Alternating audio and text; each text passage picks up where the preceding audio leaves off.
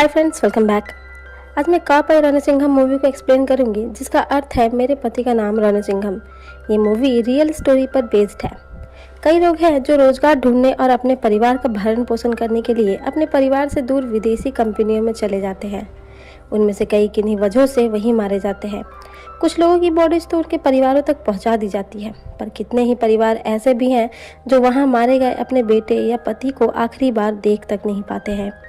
आज की कहानी एक ऐसी ही औरत की है जो अपने मृत पति के शरीर को वापस लाने के लिए बहुत संघर्ष करती है। क्या इतने तकलीफों के बाद भी वो अपने पति को वापस ला पाएगी या नहीं, ये जानने के लिए कहानी के अंत तक बने रहिए। तो आइए जानते हैं कापाई रणसिंघम मूवी की स्टोरी। मूवी के स्टार्ट में हम अरियांची रणसिंघम को देखते हैं, जो अपने ससुराल में अपनी एक छोटी बेटी के साथ रहती है। अरियांची सभी का बहुत ही अच्छे से ख्याल रखती है। अरियांची की सास भी उस जैसी बहू पाकर बहुत ही खुश है। अरियांची का पति रणसिंघम अपने परिवार से दूर दुबई के गल्फ इंडस्ट्री में काम करता है, जिससे वो अपने परिवार का खर्चा अच्छे से चला सके। साथ ही वो लोग पैसे बचा बचा कर एक घर बनवा रहे हैं, जिससे कि उसका पूरा परिवार एक साथ अच्छे से रह सके। साथ ही रणसिंघम हर महीने पैसों के साथ साथ घर की ज़रूरतों का सामान भी बेचता है। इस बार जब दुबई से सामान आता है तो रणसिंघम की छोटी बहन माई उसमें मोबाइल ढूंढने लगती है, पर फिर उसे पता चलता है कि उसकी भाभी अरियांची ने ही रणसिंघम को फ़ोन भेजने से मना कर दिया है, क्योंकि उन्हें अभी एक और फ़ोन की ज़रूरत नहीं है, क्योंकि उन्हें अभी फिजूल खर्ची नहीं करनी चाहिए। पर इससे माई अपनी भाभी से बहुत नाराज़ हो जाती है।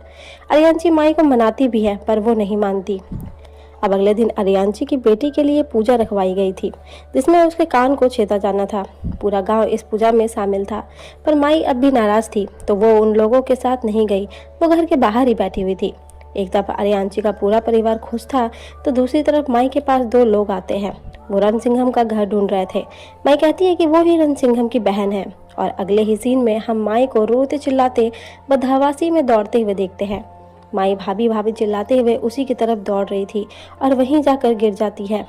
सभी उससे पूछने लगते हैं कि आखिर वो क्यों रो रही है। तब माई बताती है कि भैया यानी रणसिंघम अब हमारे बीच नहीं रहे।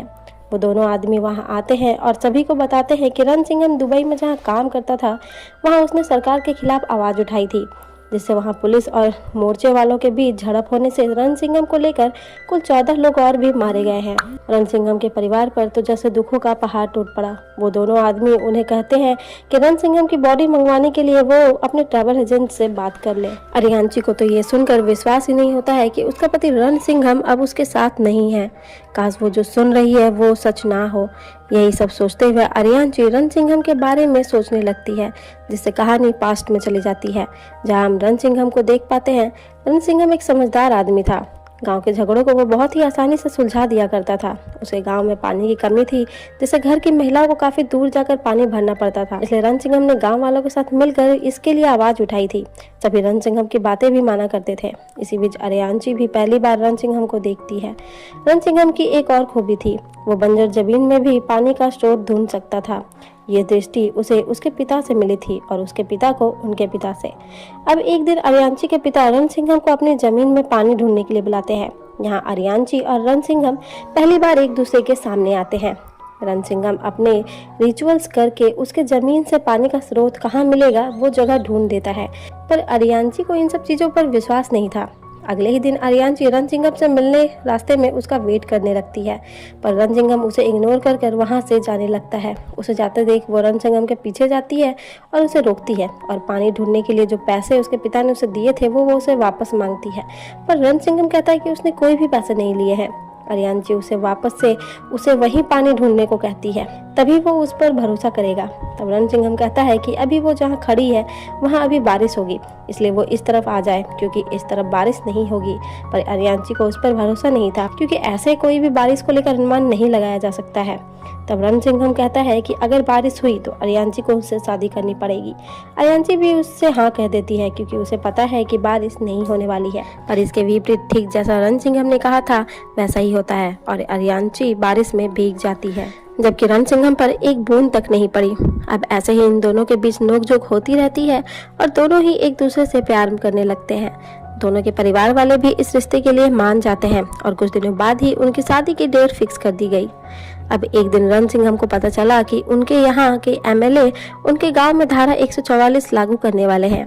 रणसिंघम गांव में पानी की समस्या के लिए गांव वालों के साथ सरकार के खिलाफ आवाज उठा रहा था, पर वहां के कलेक्टर ने उन्हें वादा दिया था कि वो उनके प्रॉब्लम को सॉल्व करेगा।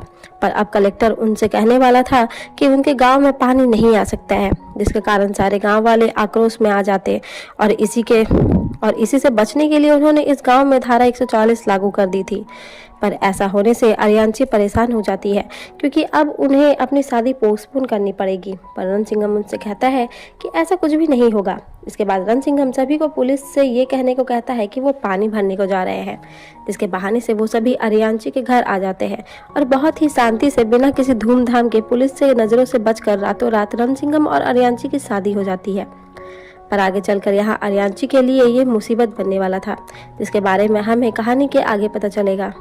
अब अपने ससुराल आकर अरियांची देखती है कि रणसिंघम का घर बस एक कमरे का है, जो कि उन्हें रात में रहने के लिए दिया गया है, जिसके कारण रणसिंघम की माँ और बहन पड़ोस वाली आंटी के घर सोने चले जाते हैं और उसके पिता बाहर आंगन में सो रहे हैं, जो देखकर अरियांची को बिल्कुल भी अच्छा नहीं लगता है। इसलिए अरियांची कहती है कि रणसिंघम एक घर बनवाए जिसमें सभी साथ में रह पाए। इसलिए रणसिंघम दुबई काम करने चला गया था। हालांकि वो जाना नहीं चाहता था, वो यहाँ पानी की समस्या को खत्म कर यहीं काम करना चाहता था। पर अब कोई भी रणसिंघम के साथ खड़ा नहीं होता है, क्योंकि ऐसे धरना करने से उनके परिवार वाले तो भूखे ही मर जाएंगे। तब हार मानकर रणसिंघम भी दुबई चला जाता है, क्योंकि उसके करीबियों ने उसे समझाया था कि ऐसे लोगों के लिए लड़ाई करने का कोई फायदा ही नहीं है जब वो खुद उनके साथ खड़े नहीं होना चाहते हैं। खैर, अब अरियांची अपने यादों से वापस लौटती है। चारों तरफ मातम फैला हुआ है, पर अब बारी थी रणसिंघम की बॉडी को इंडिया वापस लाने की।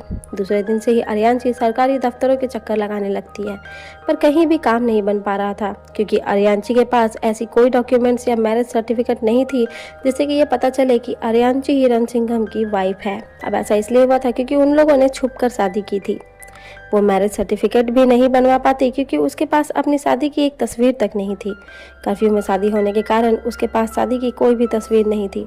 वो हर सरकारी दफ्तर में मदद के लिए जाती है, वहाँ उसे किसी तरह से भी हेल्प नहीं मिल पाती है। पर एक कर्मचारी अरियांची को वकील के पास जाने को कहता है। वो लोग इस तरह की प्रॉब्लम को सॉल्व करते हैं। अरियांची वहाँ भी जाती है, जहाँ आखिर में वकील उसे बताता है उसने ऐसे कितने ही केस को सॉल्व किया है, वो रणसिंघम की बॉडी को भी इंडिया मंगवा देगा। इसके बाद हम देखते हैं कि दुबई में रणसिंघम के साथ काम करने वाले उसके दोस्त को रणसिंघम की बॉडी की पहचान करने के लिए बुलाया जाता है, पर यह बॉडी रणसिंघम की नहीं थी। वो तुरंत ही ये बात अरियांची को कॉल करके बता देता है कि वो लोग शायद रणसिंघम की बॉडी नहीं भेजेंगे, क्योंकि वो लोग उसे फोर्स कर रहे हैं कि वो लोग उस अनजान बॉडी को ही रणसिंघम की बॉडी बताए। साथ ही अब अरियांची को ये भी पता चलता है कि उसका पति किसी लड़ाई में नहीं बल्कि कंपनी में हुए एक्सीडेंट में मारा गया है, जो सुनकर अरियांची भी वहीं बैठी रह जाती है। पर उसके पास कोई भी सबूत न होने कारण कोई भी उसकी नहीं सुन रहा था। हालांकि सभी को ये पता था, पर कोई भी गल्फ इंडस्ट्री के खिलाफ आवाज़ उठाने की हिम्मत नहीं रखता है। अरियांची बहुत अकेली हो चुकी थी। वो घर में अकेली बैठी रणसिंघम से बातें करती है, क्योंकि उसे अपने पति से बातें कर सुकून मिलता है। वहीं कंपनी के ऑफिसर्स आपस में चर्चा कर रहे हैं कि एक लड़की ने उनके नाक में दम कर रखा है, पर उसके पास तो उनके पति यानी रणसिंघम की बॉडी है ही नहीं उसे देने के लिए, इसलिए वो उसे पैसे ऑफर करेंगे, वो भी रणसिंघम के इंश्योरेंस के, जो कि पूरे पैसे भी नहीं होंगे। पर अरियांची उन पैसों को भी ठुकरा देती है, क्योंकि उसे बस उसका पति वापस चाहिए। अरियांची अब अपने ही लोगों के बीच नहीं रहती है, क्योंकि सभी वहाँ आपस में अपने अपने पति की बातें किया करते हैं, जिससे उसे रणसिंघम की और भी याद आती है। अगले दिन अरियांची का केस कोर्ट में पेश होता है, पर वहाँ भी बिना सबूतों के वह कुछ भी प्रूव नहीं कर पाती है कि उसका पति दंगे में नहीं बल्कि एक्सीडेंट में मारा गया है। बल्कि रणसिंघम के पहले किए गए सरकार के खिलाफ विद्रोह को देखते हुए कोर्ट उसे एक आदर्श जिम्मेदार नागरिक भी नहीं मानती है। अरियांची को यहाँ से भी कोई मदद नहीं मिलती है। अब अरियांची चेन्नई जाने का फैसला करती है। वहाँ उसे उसका एक क्लासमेट भी मिलता है जो उसकी हेल्प करता है। वो दोनों ही वहाँ के दफ्तरों के चक्कर मारते हैं, पर कहीं भी बात नहीं बनती है। पर अरियांची बिहार मानने वालों में से नहीं थी। वो एक बड़ी मिनिस्टर की गाड़ी के सामने आ जाती है। सिक्योरिटी उसे वहाँ से भगा रही थी, पर वो जाने को तैयार नहीं थी। तब एक फीमेल मिनिस्टर बाहर आती है, पर वो भी उसमें उसकी कुछ खास मदद नहीं कर पाती है। दूसरी तरफ एक सेलिब्रिटी श्रीदेवी दुबई में मारी गई है, पर अरियांची को ये देखकर बुरा लगता है कि श्रीदेवी की बॉडी को कितनी ही आसानी से दुबई से इंडिया ले आया गया है, पर वो खुद 10 महीने से सरकारी दफ्तरों पे ठोकर खा रही है, पर अब तक अपने पति को वापस नहीं ला सकी है। अब अरियांची यहाँ भी काम ना बनने पर दिल्ली जाने का फैसला करती है। उसका दोस्त इतने बड़े शहर में एक छोटी बच्ची को लेकर वहाँ अकेले जाने को मना करता है, पर अरियांची अपने पति को लाने के लिए अब कुछ भी करेगी। वो दिल्ली तो जाती है, पर वहाँ तैनात सैनिक उसे बड़े बड़े नेताओं तक पहुँचने नहीं देते हैं। बेचारी अब क्या करे। आखिर में वो थक हार कर एक जगह बैठ जाती है। तभी उसे वहाँ एक न्यूज़ रिपोर्टर देखती है और अरियांची के वायरल होने के कारण उसे पहचान जाती है। वो अरियांची की तकलीफ समझती है। वो भी अरियांची की मदद करने की पूरी कोशिश करती है। अब तक अरियांची को दर दर की ठोकरी खाते काफ़ी समय हो चुका था। आखिर में जब सीधी तरीके से नहीं बात बनती है तो न्यूज़ रिपोर्टर उसे दूसरा तरीका बताती है। अब अगले सीन में हम अरियांची को एक डैम के ऊपर अपनी बच्ची के साथ खड़े देखते हैं और न्यूज़ रिपोर्टर इसे लाइव चैनल पर दिखा रही थी। इस डैम का आज उद्घाटन खुद देश के प्रधानमंत्री करने वाले थे, पर अब अरियांची सरकार के सामने अपनी मांग रखती है कि अगर कुछ ही घंटों में उसके पति की डेड बॉडी को उसे नहीं सौंपा गया तो वो यहाँ से अपनी बच्ची के साथ कूदकर अपनी जान दे देगी। पर बिना रणसिंघम की बॉडी लिए वो यहाँ से जाएगी नहीं। वहीं गांव में बैठे अरियांची के परिवार वाले भी अपने पति को वापस लाने के लिए अरियांची के संघर्ष को देख रहे थे। सभी की आंखें यहाँ नम हैं। वहीं अब देश के प्रधानमंत्री अरियांची की बातें सुनते हैं और उन्हें भी उसका दुख समझ आता है और वो तुरंत ही रणसिंघम की बॉडी को इंडिया मंगवाने को कहते हैं और तब तक वो भी अरियांची के साथ ही रहेंगे। अब प्रधानमंत्री के आदेश पर दुबई के कंपनी वालों को जल्दी ही रणसिंघम की बॉडी को भेजनी पड़ती है। कुछ ही घंटों बाद रणसिंघम की बॉडी अरियांची को मिल जाती है। अरियांची प्रधानमंत्री को धन्यवाद करती है, जिसके बाद वो रणसिंघम की बॉडी को लेकर गांव पहुंचती है। उसके आते ही वहां कोहराम मच जाता है। चारों तरफ से रोने चिल्लाने की आवाज़ें आने लगती है। अब आखिर में अरियांची इतने तकलीफों के बाद अपने रणसिंघम को वापस ले आई थी और अब बारी थी उसे आखिरी विदाई देने की। रणसिंघम को मरे 10 महीने से ज़्यादा का समय हो चुका था, जिससे कि बॉडी पूरी तरह से सड़ चुकी थी। इसके चेहरे को पहचानना नामुमकिन था। वहीं बॉडी को लाने वाले 2 ऑफिसर्स डेड बॉडी को क्लेम करने के लिए डॉक्यूमेंट पर रणसिंघम के पेरेंट्स के सिग्नेचर लेने के लिए जल्दी मचा रहे थे। उन्हें वहाँ के कुछ लोग मना भी करते हैं कि वो अभी सिचुएशन को समझे, पर उन्हें बहुत ही जल्दी थी, जैसे वो कुछ छुपा रहे हो और जल्दी ही डॉक्यूमेंट्स पे सिग्नेचर करवाना चाहते थे। और वो किसी की बात ना मानते हुए जल्दी में रणसिंघम के पेरेंट्स से उनके सिग्नेचर ले लेते हैं। अरियांची अब अपने रणसिंघम की दाह संस्कार के लिए आखिरी नियमों को पूरा कर रही थी, पर अचानक से ही वो रोती रोती चुप हो जाती है और वहाँ से चली जाती है और जो ऑफिसर्स बॉडी लेकर आए थे उनके डॉक्यूमेंट्स पर अपने साइन भी कर देती है और अपने घर चली जाती है और वापस अपने रणसिंघम से बातें करने लगती है। वो उसे माफ़ी मांगती है कि वो इतनी मुश्किलों के बाद भी उसे वापस नहीं ला पाई है।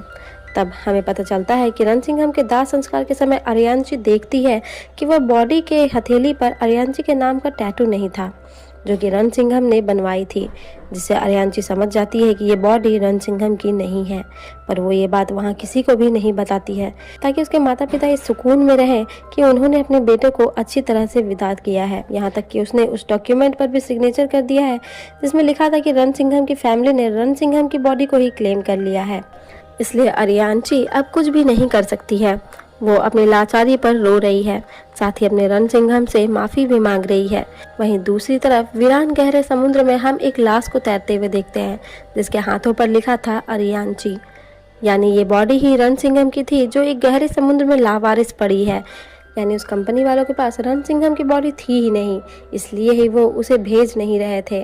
पर प्रधानमंत्री के दबाव में उन लोगों ने किसी भी बॉडी को भेज दिया, क्योंकि वो जानते थे कि इतने समय बाद कोई भी ये पहचान नहीं पाएगा कि वो रणसिंघम की बॉडी है या किसी और की। और इसलिए ही वो ऑफिसर्स भी परिवार वालों के दुख को ना देखते हुए जल्दी डॉक्यूमेंट्स पर उनके पेरेंट्स के सिग्नेचर ले रहे थे, ताकि बाद में कोई भी आवाज़ ना उठा सके।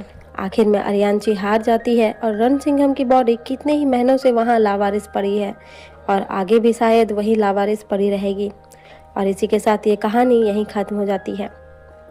तो फ्रेंड्स, कैसी लगी आपको कापाई रणसिंघम मूवी की एक्सप्लेनेशन? अगर पसंद आई हो तो वीडियो को लाइक और चैनल को सब्सक्राइब ज़रूर कर दें। मिलते हैं अगले वीडियो पर, तब तक के लिए बाय।